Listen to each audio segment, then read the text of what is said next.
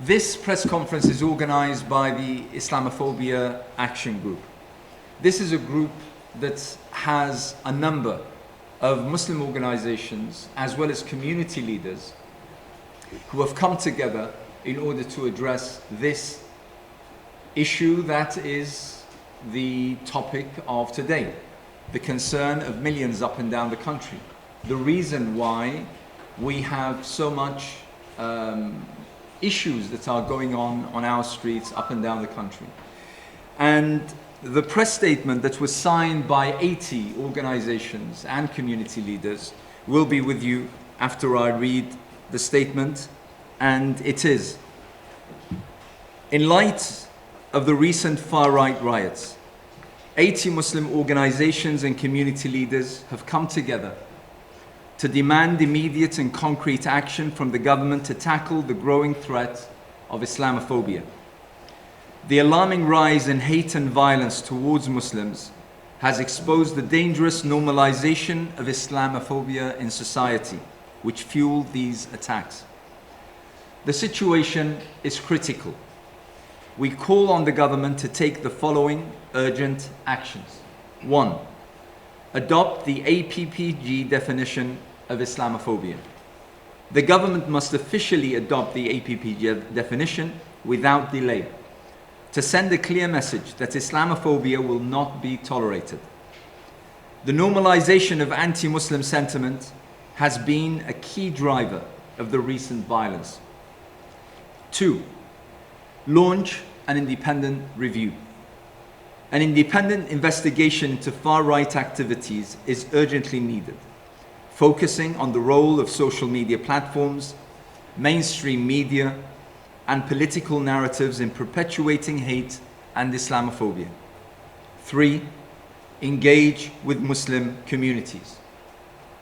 The government must engage directly with legitimate, democratically elected representatives of the Muslim communities, particularly the Muslim Council of Britain, to ensure that Muslim voices are heard and addressed.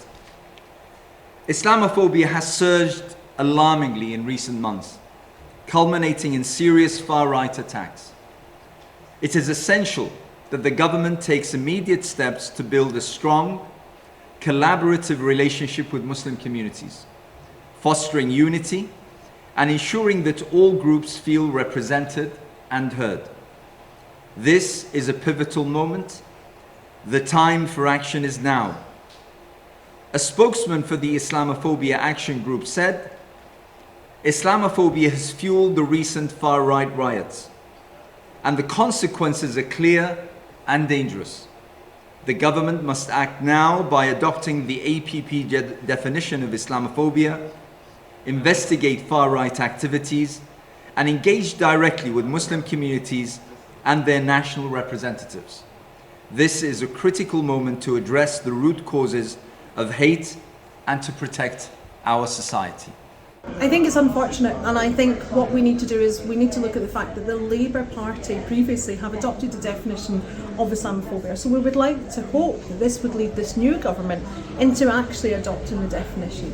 When we look at previous governments, they did not adopt the definition at the party level, apart from when we look at their parties or their kind of splinter parties around the UK, such as the Scottish Conservatives did adopt the definition. But I think there are many reasons why the definition wasn't adopted, and one of them is that because if they had adopted a definition, they would have to change the rhetoric, or they would need to change the language, and they would need to change the way that they were interacting with Muslim communities.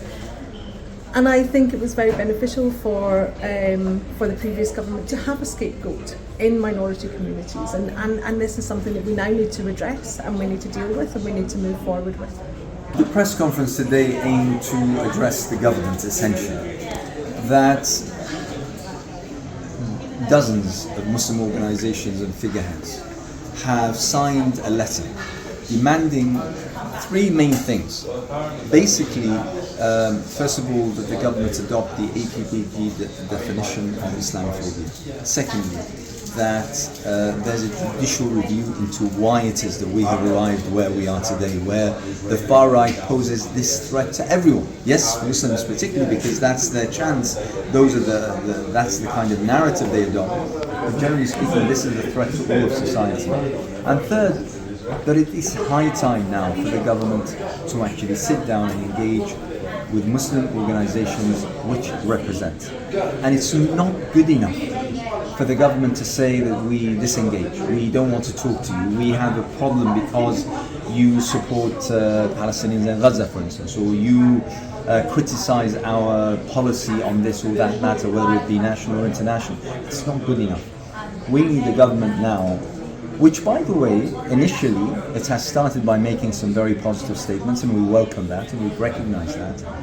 But we need a government that is brave enough, courageous enough to stand and say, we will shoulder our responsibility, just like the millions of Britons who rejected and refused the far right. In their thousands came out to support their Muslim neighbors and to defend their local mosques and Islamic centers, because they felt that the far right, the likes of Tommy Robinson or Nigel Farage represent, is nothing to do with Britain, nothing to do with British society. We need a government that acts in the same way, to the same level of responsibility. It's something that isn't that difficult. It just needs a little bit of courage and a little bit of principle. Yeah, unfortunately there is Islamophobia in Scotland. Unfortunately in all of the nations that make up the UK, we do face Islamophobia. It's slightly different. It's more of an underlying Islamophobia, more of an institutionalised Islamophobia that we often face there.